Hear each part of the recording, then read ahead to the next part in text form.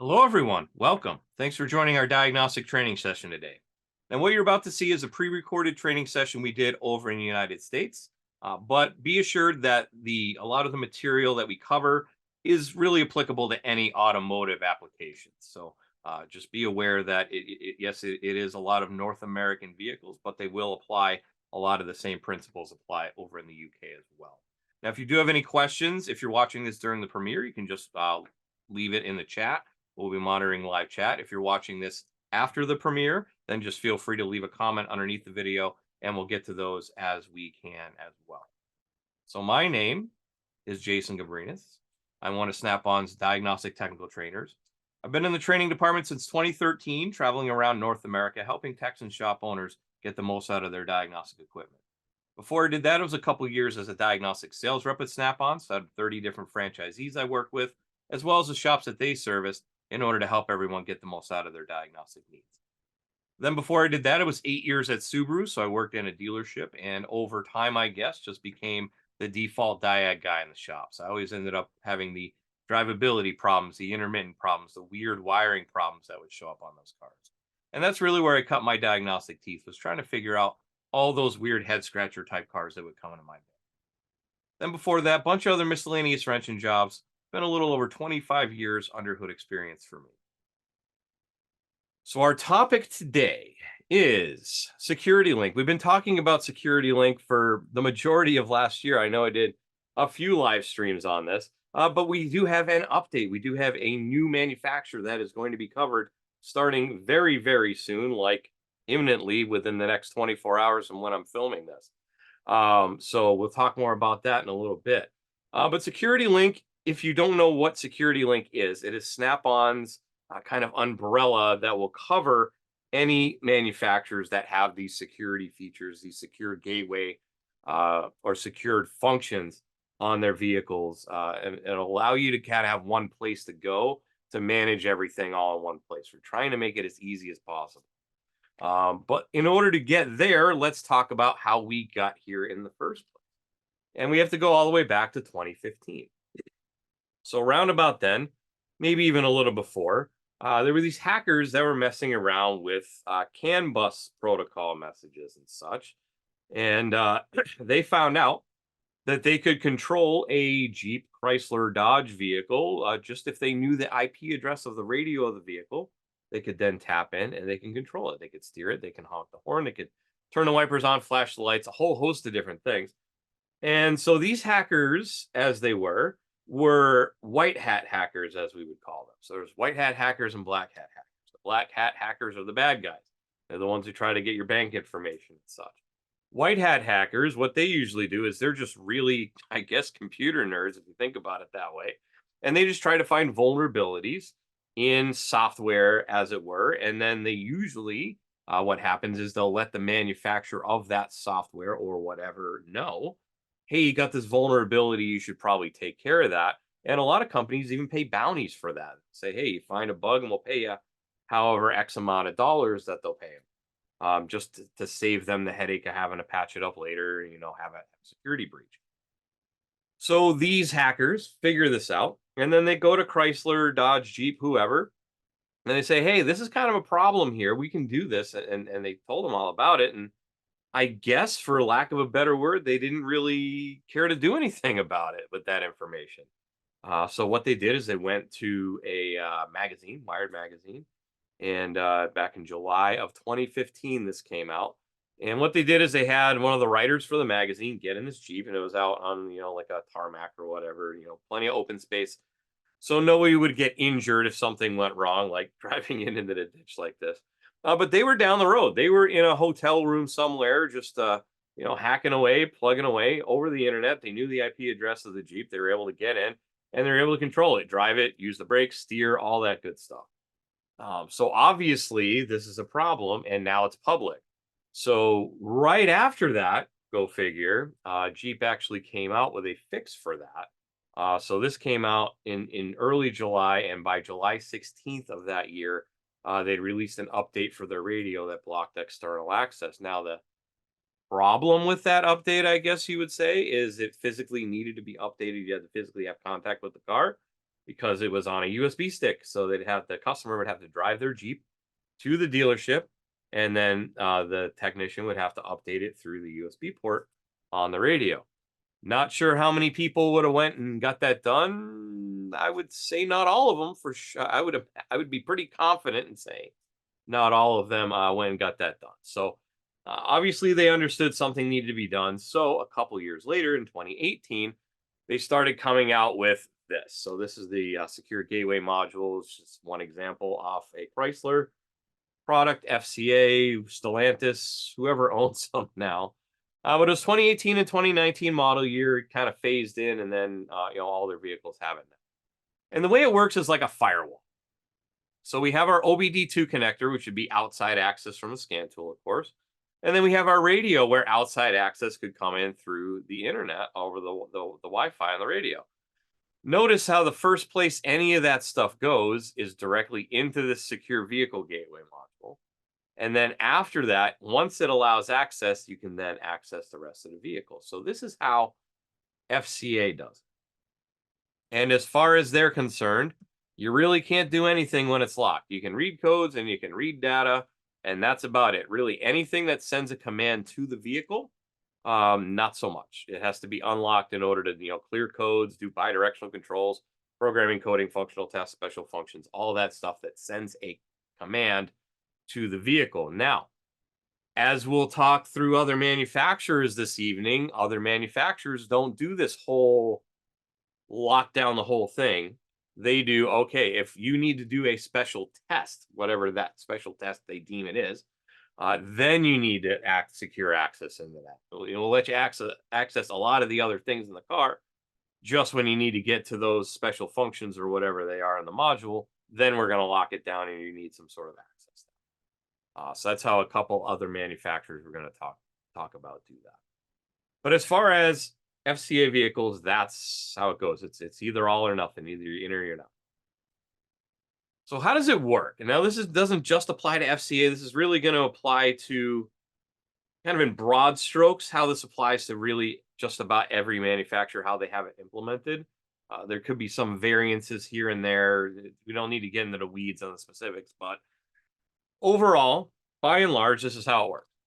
Scan tool communicates with the vehicle. Vehicle says, all right, I'm a secured vehicle. I'm locked down. So you need a secure ID, my secure ID that I'm going to give you.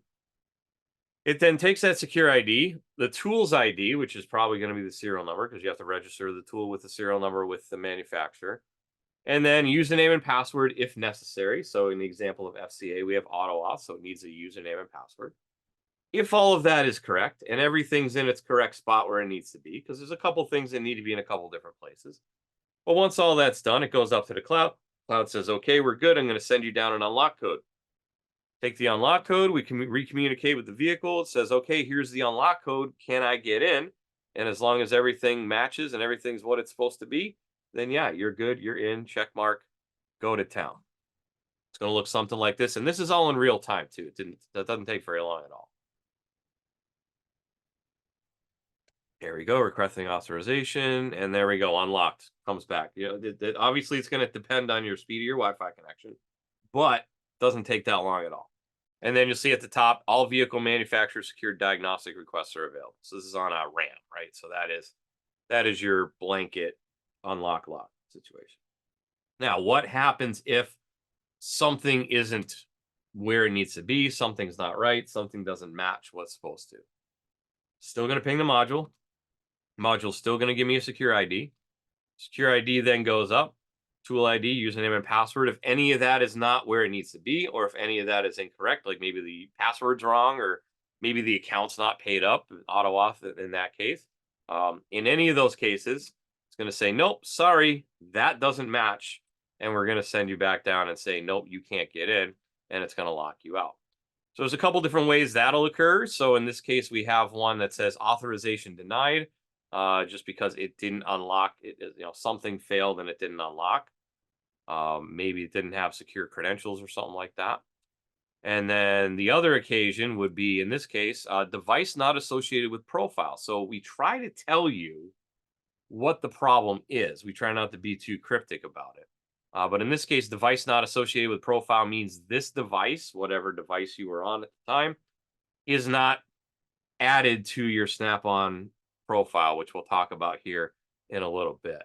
But that's basically how it's going to fail. And then one other way it can fail is if it doesn't have Wi-Fi on. So it'll still ping the module. Module will still send its ID back, and you try to upload all of that stuff, and no Wi-Fi, no connection, can't get to the cloud, can't unlock it, won't be able to send an unlock code down. So in that case, it just fails. And in this case, it just says, yep, Wi-Fi is required. Make sure Wi-Fi is on and you're connected to the internet. So those are the major fail points there. Something's not where it's supposed to be. The incorrect information is where it is supposed to be, but it's incorrect. Or if my Wi-Fi is not working. Now, I do get asked this a lot, and I'll probably get asked it again tonight as well. But as far as Wi-Fi necessary, any of the manufacturers I'm going to talk about tonight require, actually, let me just go to the next slide. Any of the manufacturers I'm going to talk about tonight need current software on the tool. That is not a Snap-on mandate. That is a manufacturer mandate. OEMs are mandating, if you want to be able to access these secured systems on our vehicles, you need to have the most current release of software on your tool. And that is because maybe they made a change to the vehicle protocol or something like that, and then it won't be able to unlock because it doesn't have the right software on it. So the only way to make sure your software has the latest and greatest is to have the latest and greatest software. So that is mandated by the manufacturer. It is not Snap-on mandating that. And as a matter of fact, we held off as long as we could. We were one of the last ones to that party. So other aftermarket scan tool manufacturers had been doing it for a while before we had to finally just say, all right, I guess we have to do this. The other thing that all the manufacturers require is an internet connection when you connect to the vehicle and unlock the vehicle. Notice how I'm being specific about that. Because I can, with the system we have set up, once I've unlocked the vehicle, I can leave Wi-Fi. I can go on a road test. I can go do whatever it is I need to do. As long as I'm still logged into the vehicle for 3 out of the 4 of them we're going to talk about, it doesn't log you out. The other one has a 90-minute limit, but still, that's plenty of time to do a pretty decent road test. As far as FCA US, or North America, should I say, you need a current AutoAuth account, and the tool itself needs to be registered with AutoAuth as well. So they need to have the serial number of the tool loaded into AutoAuth. The account has to be current and paid up. $50 a year over here in the US and Canada. And also your tool needs to be registered in your Snap-on account, because that's how it kind of transfers out through the Snap-on cloud. So as long as it's registered with Snap-on cloud, you should be good there. And your AutoAuth username and password has to be part of your Snap-on account too. That's how it logs you in to AutoAuth to make sure everything's okay. All right. Over in Europe and in Australia, it's different because you have to go directly through Stellantis. They don't do AutoAuth for FCA anyways over there. And from what I'm told, that can be a little cumbersome, actually going directly through them. So we have set up a way that you can go through through Snap-on, and Snap-on manages getting the account created, sort of thing. So it just makes it a little bit easier on the end user side. I'm not 100% familiar with it because, we don't have that over here. But from what I've been told, we're trying our best, trying to make it as easy as possible on. As far as Ford, notice you don't need anything extra. You need current software on the tool, you need an internet connection, and you need the tool registered in the Snap-on and your Snap-on account. That's it. That all's done on our end, right? So in the background on our server. So there's no third party, there's no AutoAuth, there's no separate subscription fee. It's just make sure your software is current, make sure you're hooked to the internet, and make sure your tool's in your account, linked to your account. As long as all that's good, you can get in on Fords. And that's for the US and the UK. I know I did get asked that when I was in Australia a little while ago about them, and that's a separate license, I guess. So it's in the works. It's just not available yet over there. I know US was first, or North America was first. Then UK came online after that, and then I imagine Australia will come on after that. So just so you know. Next one, and this is the one, if you watched my seminars in December on this same topic, this is the one we thought was going to be next. And it's not. It was next over in Europe. They have access over in Europe right now, but once again, different markets, and something is holding up the paperwork over here. I don't know what it is. So this will be very soon. It's just not now. So Nissan will, and this will be global. Current software on the tool, internet connection, and Nissan is also using auto auth. So the tool needs to be registered with auto auth, and then also has to be in your Snap-on account. Your auto auth username and password has to be registered. Now, the other thing we're told about this auto auth is one fee covers all of them. So any manufacturers that will be using auto auth, it'll still be that. There's a couple different tiers now, but the base tier on auto auth still $50 a year, and that'll cover FCA and then Nissan when it comes over. Over in Europe, Nissan's using auto auth over there already. It's the same company though, so and I think it might actually be a little bit more money over in Europe, but over in North America, it's $50 as the base account. Now, if you go to the website and you try to find information on Nissan over here in the US and Canada, we give you this paragraph. So many OEMs are starting to introduce secure gateway modules that restrict access to certain functions on newer model vehicles unless you have authorized OEM credentials. Nissan is the latest manufacturer to release their secure gateway to the aftermarket. Our engineering teams have been working closely with Nissan to allow access with our diagnostic products with their secure gateway solution. Our team has completed their portion of the work, so we're done. We're ready as of the fall software release, so 23.4, that's current now. So it is ready. So now we're just waiting on the OEM to activate their solution. Once it's released, customers with a Wi-Fi enabled product that's running current software will have the ability to gain full access after updating their profile. If you see the screen below, it's because we're ready and waiting for Nissan to activate this service. And by the way, here's where I wanted to mention this bottom part. It is still possible to read codes, data, and clear codes without unlocking the secure vehicle gateway on a Nissan. OEM credentials are only needed to perform certain functional tests, not even all functional tests. There's certain functional tests. So it's kind of unlocked by default, but when you need to get into those other specific tests, whatever they are, we don't have a list of them, but whatever they are, that's where we're going to go. So you might see something like this as authorization denied. Some diagnostic requests are locked by the manufacturer.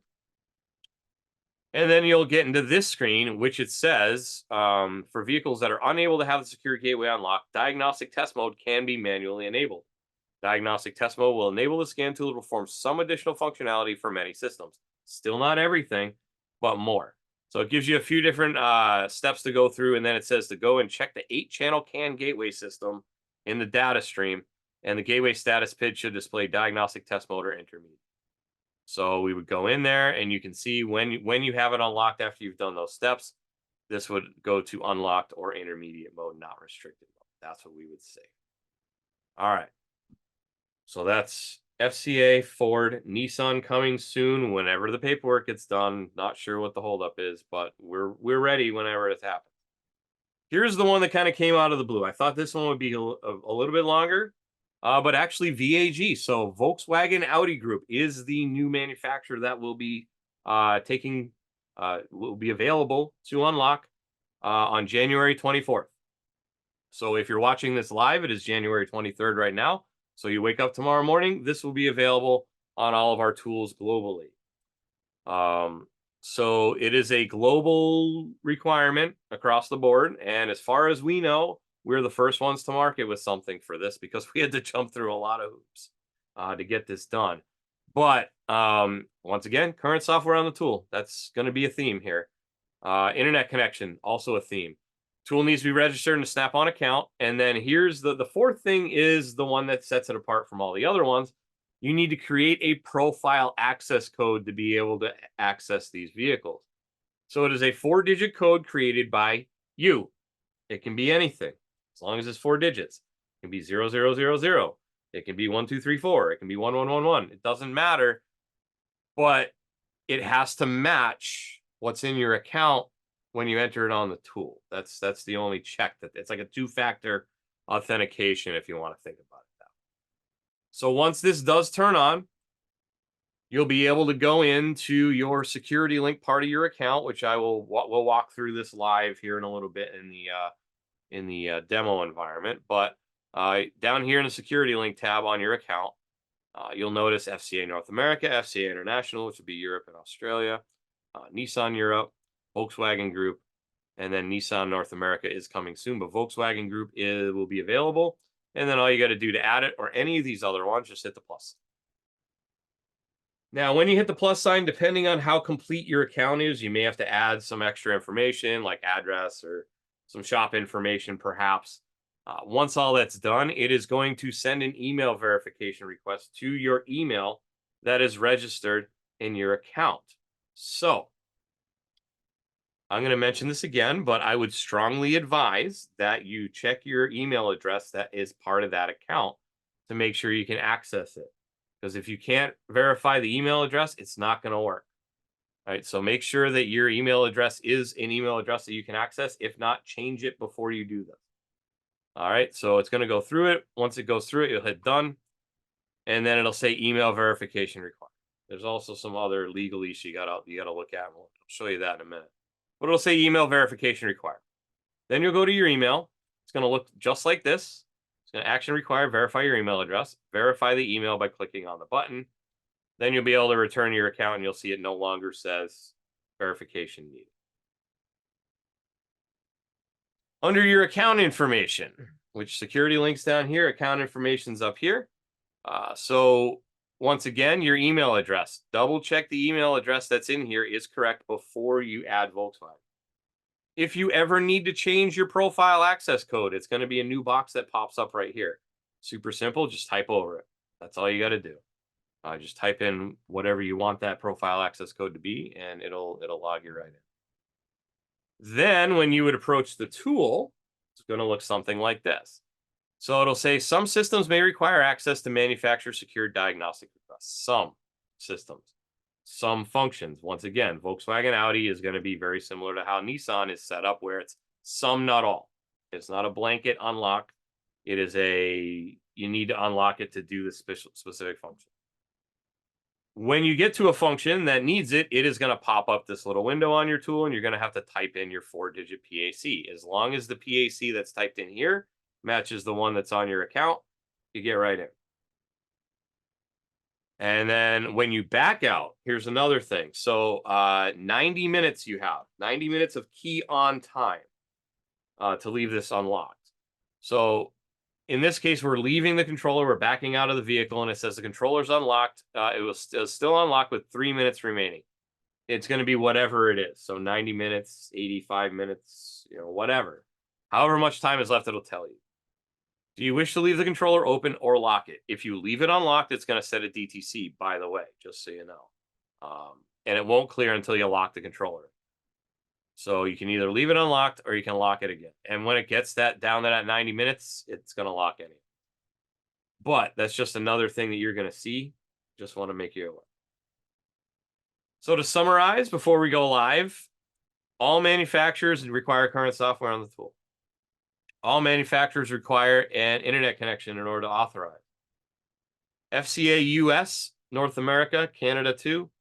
Nissan in the US and Canada when it gets actually over in the UK too. It needs a third-party account. Those both need auto. And then VAG is going to be just that profile access code. You don't need to worry about another third party. It's all done with us. All right, so let's go live and look at what this would look like to you. Open another window here. Oh, just use this. Okay.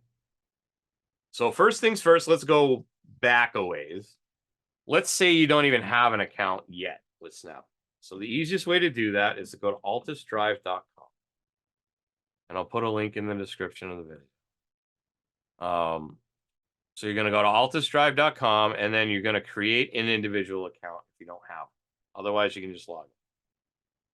But if you go there, and then it's going to have you add in all your information, and then it'll hit create, right? So all of that is necessary in order to do that. Now, I already have an account, so I'm not going to go through that. And there's a multitude of other videos where we walk through how to create an account and how to link your tool with your account and all that. So we're not going to do that right now. We may mention how to link the tool. So I'm going to go into our sandbox here. This is not live. And I'm just going to show you what it's going to look like.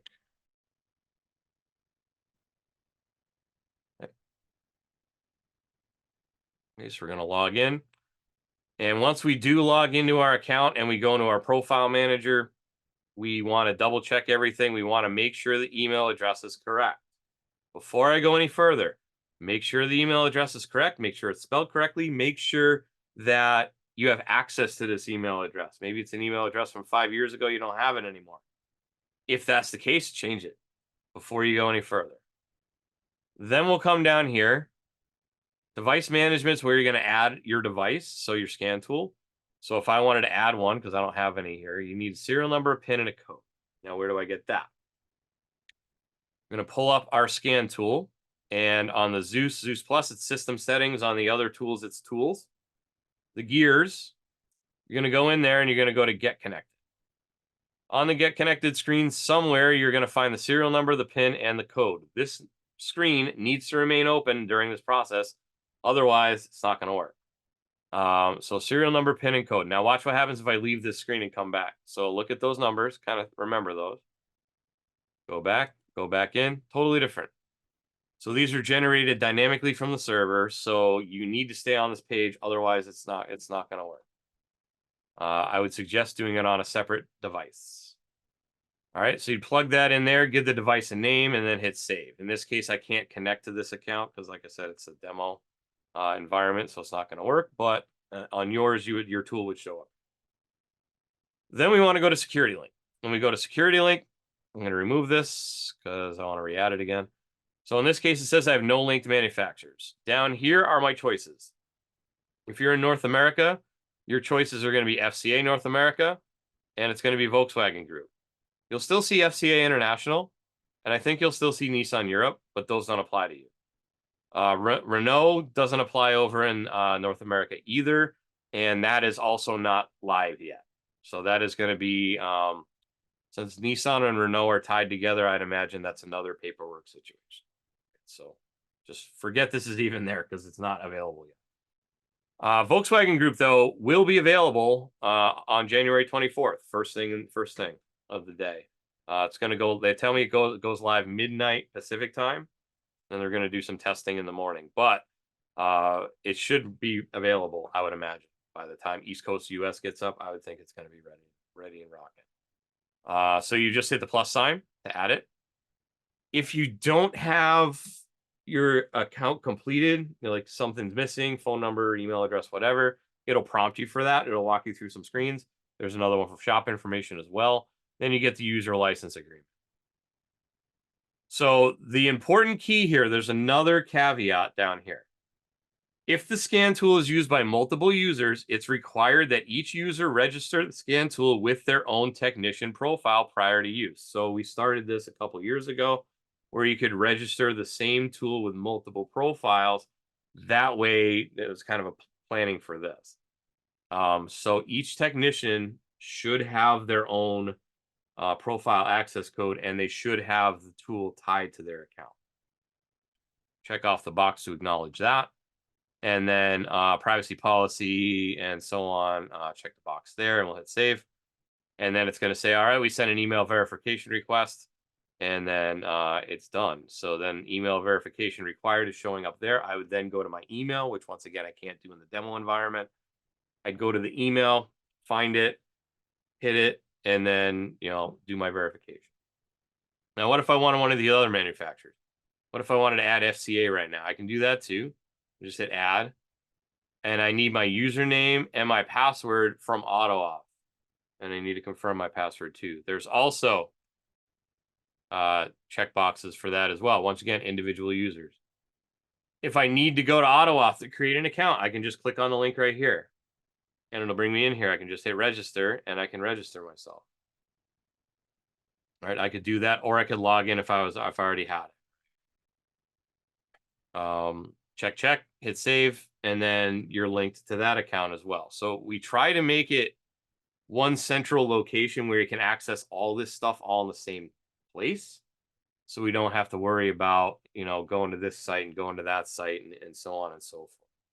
So you'll notice if I do international, it is Fiat technical information, which is technically now Stellantis in there. And like I said, we have a way to help you out with that. I'm not sure what that way is because once again, we don't do that over here.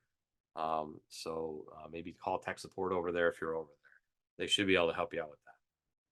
All right, so that is Security Link, our update. So yeah, as of January 24th, you will now be able to access secured functions on Volkswagen and Audi Group vehicles. So I think that is pretty cool. And with that, that is our time here today. So make sure you tune in for new diagnostic content every week. We will be premiering a new video every Wednesday at 7 p.m. UK time. So make sure you check it out on the YouTube channel. If you're watching, well, of course, you would be watching this on YouTube, but make sure you subscribe, thumbs up, ring the little notification bell so you know anytime we post new content. And it's youtube.com/SnapOnDiagnosticsUK. With that, time for questions. If you have any questions, just feel free. Once again, if you're watching this on a premiere, just leave it in the live chat and we'll answer those. Otherwise, leave a comment under the video and we will get to those as we monitor those comments as well. So I'd like to thank you for taking a little bit of time out of your day to learning a little bit more about how you might be able to be more efficient at diagnosing vehicles using some of the information that we've given you today. Hopefully, we'll see you next week. Hopefully, you can watch and see you on any of our other videos. Have a good week, have a good night, and take care.